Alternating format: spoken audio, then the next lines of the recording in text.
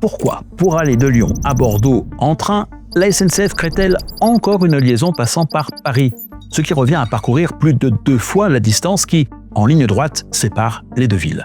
L'annonce de la création de cette relation supplémentaire a suscité un tollé, notamment chez les habitants et les élus du Massif central, qui se sont sentis une nouvelle fois abandonnés, voire méprisés. Vous en pensez quoi ? Paris, l'incontournable, malheureusement. Moi, je viens de Noirmoutier, par exemple. Déjà assez compliqué comme ça. Je dois aller à Lyon et je dois monter par Paris. Je prends ma voiture. Mais est-ce que le problème est vraiment bien posé ? N'est-il pas un peu plus complexe qu'il y paraît ? En réalité, on ne parle que d'un seul voyage aller-retour supplémentaire par jour. Et on oublie sans doute un peu vite que le risque financier sera intégralement porté par la SNCF via une de ses filiales qui ne bénéficiera d'aucune subvention pour compenser un éventuel déficit d'exploitation. Très clairement, cela signifie que si les TGV qui assureront cette relation ne sont pas remplis, elle sera aussi vite suspendue qu'elle a été annoncée. D'ailleurs, c'est le sort que d'autres lignes exploitées par des filiales de la SNCF ont subi. Ce sera l'occasion de le rappeler. En réalité, ce qui se cache derrière cette polémique, c'est l'expression d'un malaise plus profond. Il est en effet toujours tout à fait possible, comme je l'ai fait récemment pour préparer ce numéro, de relier en train Lyon à Bordeaux en coupant par le Massif central. Les paysages sont magnifiques, mais je dois bien avouer qu'il faut le vouloir. Entre temps de parcours à rallonge, correspondance parfois incertaine entre 2 trains express régionaux mis en service par 2 régions différentes qui ne se sont pas forcément concertées pour établir leurs horaires, et prix du parcours qui s'est avéré supérieur à ce que j'aurais payé en prenant le TGV et en passant par Paris, contrairement d'ailleurs à ce que l'on entend très souvent, rien d'autre que la curiosité de tenter l'expérience n'aurait pu justifier mon choix de couper par le centre de la France. Je vous présente d'ailleurs dans un instant le bilan complet de mon trajet. Mais alors, si les infrastructures existent, pourquoi ne sont-elles pas mieux exploitées comme le demandent les habitants des régions concernées ? C'est ce que l'on va essayer de comprendre dans ce nouveau numéro. Bonjour et bienvenue dans Aiguillage.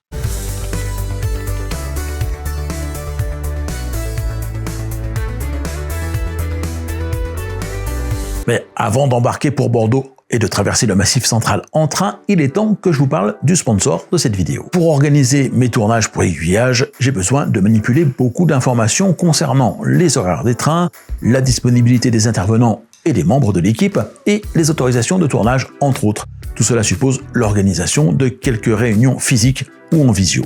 Et pour que tout fonctionne parfaitement, il s'agit de ne rien oublier. Mais il n'est pas toujours facile de rester concentré sur les conversations, tout en prenant des notes en même temps. J'ai fini par trouver le moyen d'y arriver. Le PlotNote Pro, la solution de prise de notes tout en un, la plus avancée du monde. Ultra fin, il a la taille d'une carte bancaire. Plus léger que mes lunettes, il ne pèse que 30 grammes. Il capte les voix jusqu'à 5 mètres, réduit le bruit de fond et peut enregistrer en double mode intelligent, c'est-à-dire mes appels et mes réunions sans rien changer. Je le colle pour ça tout simplement à l'arrière de mon smartphone grâce à l'accessoire MagSafe fourni. Mais ce n'est pas tout, le PlotNote Pro est un véritable assistant nouvelle génération qui me permet de mémoriser non seulement ce que j'entends grâce à l'enregistrement audio, mais aussi ce que je vois via son application et également ce à quoi je pense, que je peux saisir à la volée. Je peux même marquer un moment important en le mettant en évidence d'un simple clic. Dès que ma réunion est terminée, la conversation est stockée dans un cloud chiffré pour une sécurité maximale. L'intelligence artificielle me générera automatiquement un résumé et une liste des tâches à prévoir, le tout consultable directement sur mon ordinateur. Grâce à la fonction Ask Upload, je pourrai retrouver une information précise sur simple demande. L'écran du PlotNote Pro me sert à connaître à tout instant son état et son niveau de batterie. Comme il est 100% autonome, il peut enregistrer jusqu'à 50 heures de contenu sans user celle de mon téléphone. Et si vous avez besoin d'un outil capable en quelques minutes de vous structurer un plan pour les semaines à venir, de faire ressortir tous les points essentiels de vos réunions et même de répondre à n'importe quel détail grâce à l'IA, alors le PlotNote, c'est un bien meilleur investissement qu'une secrétaire. En cliquant sur le lien dans la description, vous bénéficiez de 5 € de réduction sur Notes et Notepin, utilisables sans limite de nombre de commandes. Encore merci à Upload de sponsoriser cette vidéo, et maintenant revenons aux conséquences de l'annonce par la SNCF de la relance de la ligne Lyon-Bordeaux. Pour comprendre ce qui a motivé la SNCF à rétablir une liaison directe entre Lyon et Bordeaux qu'elle avait abandonnée en 2013, il faut se remettre un peu dans le contexte, celui de l'ouverture à la concurrence. Pour y faire face, l'entreprise a besoin d'occuper le terrain et de mieux remplir ses trains. L'un des moyens qu'elle a trouvé pour y parvenir est la création de la marque Ouigo, un service ferroviaire à petit prix. Il est assuré depuis 2013 par des TGV d'ancienne génération qui ont été spécialement réaménagés. À bord, les services sont réduits, voire inexistants, pas de première classe, pas de possibilité d'acheter son billet auprès d'un guichet, ils sont vendus exclusivement en ligne et depuis peu dans des agences de voyage. Pas de bar ni de service de restauration, cela permet d'augmenter le nombre de sièges disponibles dans les rames, ceci étant d'ailleurs moins large que dans les TGV Inouï. Pas mal d'options sont à payer en supplément, comme l'emport d'un bagage dont la taille est supérieure à celle d'une valise dite cabine, ou la garantie de disposer d'une prise électrique.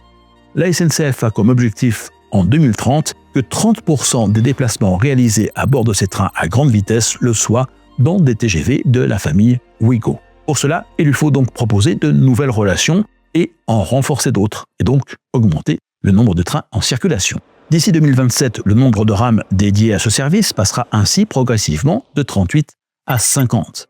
Depuis cet hiver, une ligne TGV Ouigo a été ouverte entre Paris et Hendaye via Dax, Bayonne et Saint-Jean-de-Luz. Un troisième aller-retour a été programmé entre Rennes et Paris et d'autres lignes vont voir une augmentation de leur offre de desserte et de nouvelles vont être créées. C'est dans ce contexte qu'intervient la relance de la ligne Lyon-Bordeaux qui sera assurée par des TGV Ouigo qui desserviront Massy TGV, Saint-Pierre-des-Corps, Poitiers et Angoulême. Les élus du Massif central auraient préféré que soit annoncée une desserte Ouigo passant par les gares situées sur leur territoire, bien entendu. Pas en TGV, bien sûr, il n'existe aucune ligne à grande vitesse établie dans la région, où la plupart des voies ferrées ne sont d'ailleurs même pas électrifiées. Ils auraient aimé pouvoir compter, en revanche, sur l'établissement d'une relation assurée par des Ouigo trains classiques. Ce service est exploité à l'aide d'anciens trains corail, fleurons de la SNCF dans les années 70-80, qui, à l'image des TGV d'ancienne génération, ont été réaménagés pour offrir des trajets à bas prix. Mais là où les choses se compliquent, c'est que les relations Ouigo, qu'elles soient à grande ou petite vitesse, sont établies par la SNCF à ses risques et périls. Depuis la mise en application de la réforme ferroviaire votée par le Parlement en juin 2018, il existe en effet deux principaux modes d'exploitation des lignes ferroviaires. L'un est subventionné par l'État ou les régions, il s'agit dans le premier cas des trains d'équilibre du territoire qui assurent des relations rapides entre les principales villes françaises non reliées entre elles par des lignes à grande vitesse, et dans le second, des trains express régionaux. L'autre est dit librement organisé. Dans ce contexte, c'est à la SNCF et à ses potentiels concurrents de prendre l'initiative de créer des relations sur lesquelles elles estiment pouvoir gagner de l'argent. Les TGV Inouï et Ouigo et les Ouigo trains classiques circulent sur le réseau ferré français sous ce régime par lequel les entreprises ferroviaires assument le risque financier qu'elles prennent en faisant rouler des trains sur ces relations et ne peuvent compter sur aucune subvention, ces parcours étant désormais assurés en dehors de toute mission de service public. On a donc déjà vu des lignes ouvertes puis fermées par manque de rentabilité, par exemple Paris-Lyon en Ouigo train classique qui, lancé en avril 2022, a été abandonné en décembre 2024. Rien ne dit par conséquent que la ligne Lyon-Bordeaux, qui sera testée à partir de l'été 2027, ne connaîtra pas le même sort. D'autant que si la SNCF pense qu'il existe un gros potentiel et compte embarquer au moins 1 million de passagers par an, il y a quand même une inconnue. Jusqu'ici, les relations Ouigo se font sur des distances relativement courtes, mais celles-ci s'allongent petit à petit et c'est là un pari. Comment les passagers percevront l'idée d'embarquer pour plus de 5 heures de voyage à bord d'un train au confort relativement sommaire et toujours sans offre de restauration? De cette réponse pourrait bien dépendre le sort qui sera réservé à cette nouvelle relation entre Lyon et Bordeaux à moyen ou long terme. Je vous l'ai dit, pour préparer ce numéro d'aiguillage, je voulais moi-même faire le voyage à Bordeaux en train depuis Lyon. Je me suis donc rendu sur l'application de la SNCF pour effectuer mes recherches. Sans surprise, aucun des trajets sur la quinzaine de solutions proposées ne passait par le Massif central. 8 impliquaient une correspondance à Paris-Montparnasse, 4 à Massy TGV, 1 à Marne-la-Vallée, 2 autres étaient des itinéraires bis, l'un maintenant a changé de TGV à Saint-Pierre-des-Corps, le dernier, le seul à passer par le sud, se faisant au départ de la gare de Lyon-Saint-Exupéry avec une correspondance à Arles avant de poursuivre en train intercité jusqu'à Bordeaux. Selon l'option choisie, la durée des trajets allait de 4h30 à 8h35. Je me suis donc muni d'une carte ferroviaire pour étudier d'autres possibilités en découpant mon voyage en plusieurs petits tronçons. Mes contraintes étaient les suivantes. Je voulais, si possible, faire le voyage dans la journée, quitte à partir très tôt le matin, et le faire exclusivement sur les rails. Cette dernière exigence m'a amené à privilégier une traversée de l'Auvergne via Clermont-Ferrand, un passage plus au nord par Limoges se révélant beaucoup plus compliqué, voire impossible à réaliser sur une seule journée. Une solution que j'ai fini par trouver à force de tâtonnement, car le réflexe de l'application de la SNCF était régulièrement de me proposer de quitter au plus vite le Massif central pour me remettre sur des axes le contournant. Arrivé à Clermont-Ferrand, par exemple, elle m'enjoignait à remonter à Paris pour aller prendre un TGV à la gare Montparnasse. À force d'insister, j'ai fini par trouver une formule qui me convenait bien. Départ de Lyon-Pardieu à 6h34, à bord d'un TER de la région Auvergne-Rhône-Alpes pour Clermont-Ferrand. Arrivé là-bas, prévu à 8h59. Départ de la capitale de l'Auvergne à 10h38, arrivé en Occitanie à la gare de Figeac à 14h04. Et là, c'est un peu le drame. Plus de 2 heures d'attente avant de pouvoir repartir, pas avant 16h15, pour atteindre Brive-la-Gaillarde à 17h36. Dernière correspondance à 18h14 pour une arrivée à 21h59 à Bordeaux. J'ai finalement réussi à rejoindre ma destination plus tôt que prévu, à 19h38 précisément, grâce à un gros coup de chance que l'application de la SNCF ne m'encourageait surtout pas à tenter, mais qui a fonctionné. Je vous la raconte dans un instant. Mais vous n'imaginez même pas la complexité de l'organisation d'un tel voyage, et encore, je vous fais grâce de la recherche de l'optimisation de mon budget en jouant avec les différentes cartes de réduction dont je suis porteur. L'annonce de la relance d'une ligne Lyon-Bordeaux est attendue depuis de très nombreuses années par les habitants du Massif central, d'où leur déception quand ils ont découvert qu'il s'agissait ni plus ni moins que d'un énième TGV, qu'il soit Inouï ou Ouigo, qui passerait par Paris. Parce que oui, il ne faut pas se mentir, Massy est à une vingtaine de kilomètres seulement de la capitale. Le principal intérêt de ce parcours est qu'il se fait dans le même train de bout en bout, évitant ainsi une correspondance, voire un changement de gare et un passage par le métro. Pour les habitants des départements situés au centre de la France, cette nouvelle relation est donc sans aucun intérêt. Ce qu'ils aimeraient, c'est de nouveau pouvoir prendre le train pour circuler sur leur territoire entre les grandes villes de leur région, comme ils le faisaient avant 2014. Car oui, une relation Lyon-Bordeaux traversant le Massif central a longtemps existé et permettait de le faire, d'autant plus facilement qu'elle présentait plusieurs variantes. En effet, plutôt que de constituer une ligne unique, cette relation était établie en empruntant différents tronçons préexistants du réseau ferré national. L'itinéraire le plus court, baptisé Sud, passait par Saint-Étienne ou Roanne, Clermont-Ferrand, Ussel, Brive-la-Gaillarde et Périgueux. Il privilégiait la desserte de l'Auvergne. Un embranchement vers la station de ski du Mont d'Or, dans le massif du Sancy, s'en détachait même à son point culminant à la gare de l'Accueil. Cet itinéraire fut fermé assez tôt dans les années qui suivirent la Seconde Guerre mondiale. L'itinéraire nord était plus long quant à lui, mais moins accidenté. Il passait par Montluçon, Guéret et Limoges.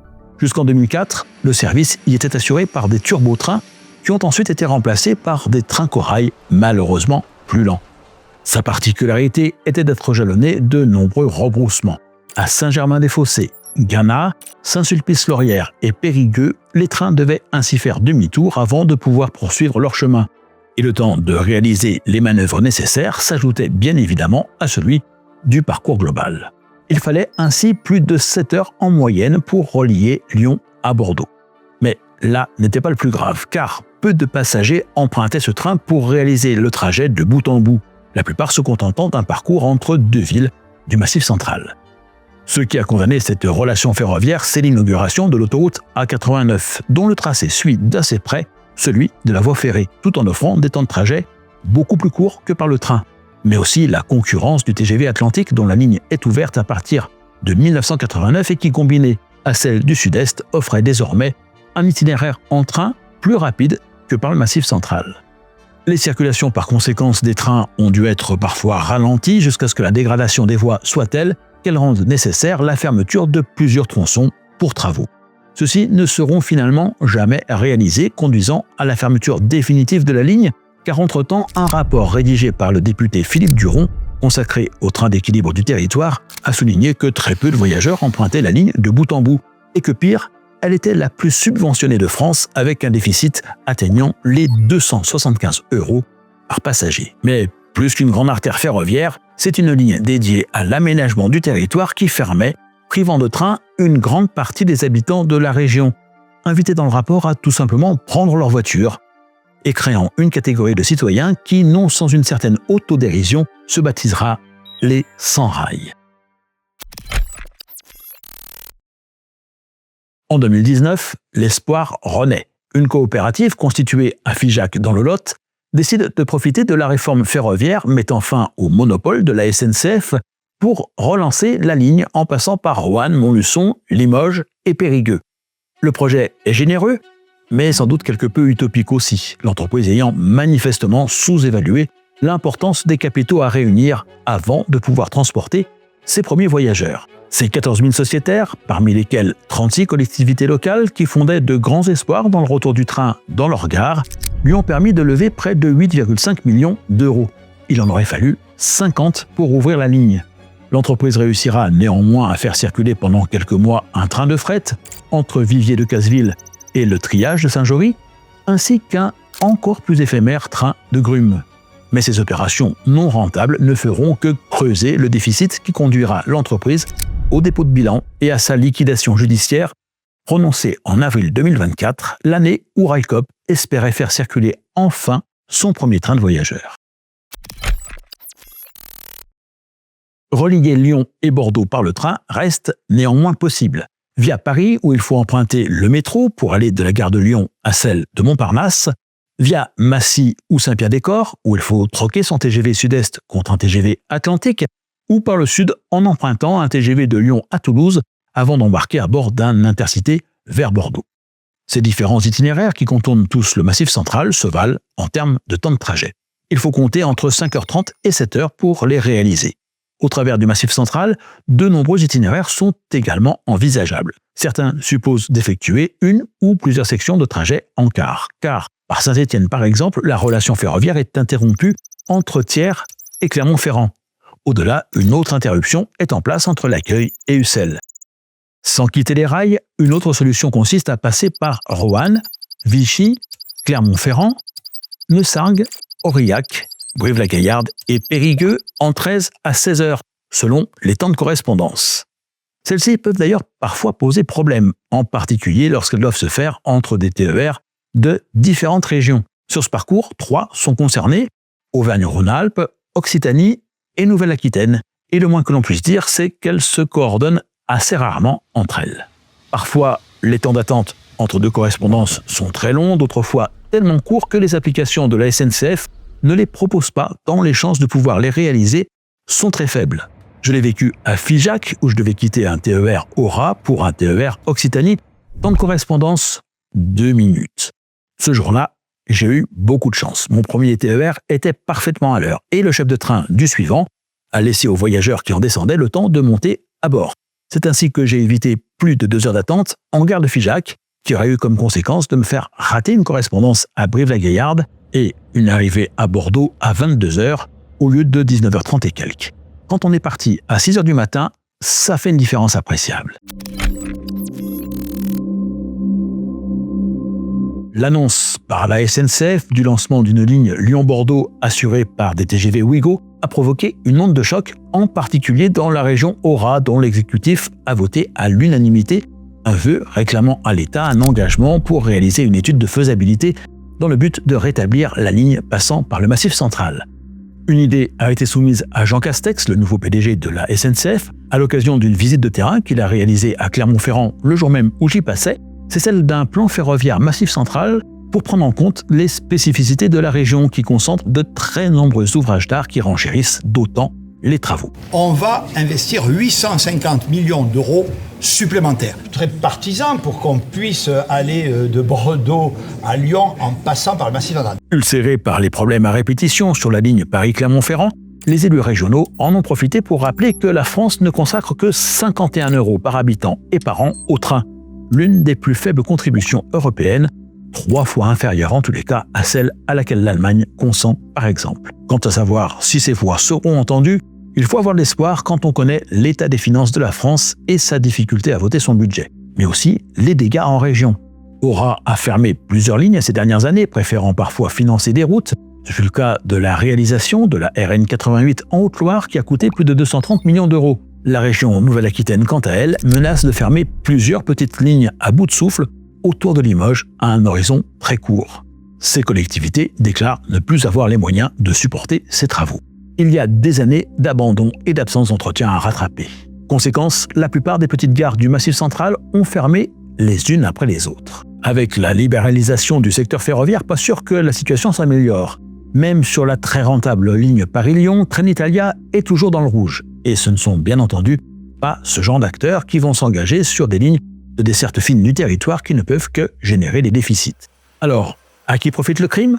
À la route et à l'avion. Alors qu'un vol Lyon-Bordeaux dure moins d'1 heure, à laquelle il faut rajouter les temps de transfert de et vers l'aéroport, la nouvelle liaison en TGV Ouigo aura au moins le mérite d'offrir une alternative par le train à ceux qui souhaiteraient relier les deux villes de façon plus respectueuse de l'environnement, faute de proposer une solution aux habitants du Massif central qui, eux, ont des besoins de mobilité à l'échelle de leur territoire. Je vous avais promis de revenir sur mon voyage et ce qu'il m'a coûté en temps et en argent. Je suis donc parti à 6h34 de Lyon et arrivé finalement à 19h38 au lieu de 22h à Bordeaux. J'ai emprunté pour cela 4 TER qui tous étaient parfaitement à l'heure, je tiens à le signaler. Là où j'ai eu de la chance et j'ai pu gagner pas mal de temps, c'est à Figeac. La correspondance que j'ai réussi à prendre n'était théoriquement pas possible puisque mon train en provenance de Clermont-Ferrand devait atteindre cette gare à 14h04 et que je devais monter à bord d'un autre quittant Figeac à 14h06. Il faut quand même un peu de temps pour passer d'un quai à un autre et quoi qu'il en soit, vous le savez peut-être, la SNCF a mis en place il y a quelques années déjà un principe selon lequel pour éviter les retards, les portes des trains se ferment 2 minutes avant le départ. J'ai donc eu la chance que mon TER soit parfaitement à l'heure à l'arrivée à Figeac et surtout de pouvoir compter sur la bienveillance du chef de train, de celui au départ qui a laissé le temps aux voyageurs qui le souhaitaient de réaliser leur transfert vers son train. Ce simple geste m'a permis de gagner 2h30 de temps de trajet en pouvant compter sur une correspondance en gare de Brive-la-Gaillarde que j'aurais raté si j'avais dû attendre le train suivant. Quant au bilan financier, je tiens à rappeler que bien des paramètres sont à prendre en considération pour l'établir et qu'il n'a donc pas de valeur universelle. Il ne reflète que ma propre expérience de voyageur en possession de nombreuses cartes de réduction, car, vous le savez, je me déplace beaucoup en train. Pour le voyage aller, j'ai ainsi pu bénéficier de 25% de réduction entre Lyon et Figeac, car je me déplaçais en semaine. J'ai payé 32,10 € pour la section Lyon-Clermont-Ferrand et 27 pour celle comprise entre Clermont-Ferrand et Figeac. Si j'avais fait ce déplacement le week-end ou un jour férié, la réduction aurait été de 50%. En Occitanie, il n'y a pas de carte de réduction car il existe de nombreux trajets à très petit prix, dont certains à 1 €. J'aurais pu en bénéficier pour mon déplacement entre Figeac et Brive-la-Gaillarde, mais étant loin d'être assuré de pouvoir attraper la correspondance de 14h06, j'avais acheté un billet pour le train suivant qui, lui, ne bénéficiait pas de cette promotion. Je l'ai donc payé 18 €. Enfin, en Nouvelle-Aquitaine, la carte plus dont j'ai fait l'acquisition à l'occasion m'a permis de payer le trajet Brive-la-Gaillarde-Bordeaux à 50% du tarif normal, soit 19,30 €. Au total, ce voyage m'a coûté 96,40 €. Pour ce qui est du retour, je suis allé au plus simple et je n'ai pas cherché à retraverser le Massif central dans l'autre sens. J'aurais pu prendre un intercité entre Bordeaux et Toulouse, puis un TGV jusqu'à Lyon, mais j'ai finalement opté pour un passage par Paris car des manifestations dans le sud-ouest étaient susceptibles de perturber ce trajet qui, avec ma carte Liberté, m'est revenu à 70 €. J'aurais payé sensiblement le même prix pour passer par le sud. Donc, contrairement à ce que l'on entend très souvent, mais encore une fois, ceci est à nuancer et à étudier pour chaque situation particulière, paradoxalement, réaliser cette traversée du Massif central m'aura coûté plus cher que le contourner. Mais rien que pour les paysages traversés, je vous assure que je ne le regrette pas. J'aurais aussi pu opter pour ce voyage retour pour un train de nuit que j'aurais pu aller chercher à Toulouse ou à Bigorre-Facture dans les Landes. Ouais, c'est une option possible. Et le voyage se serait peut-être mieux passé que celui que je vous ai relaté dans cet autre reportage que j'ai mis en ligne récemment sur cette chaîne et que je vous invite à découvrir.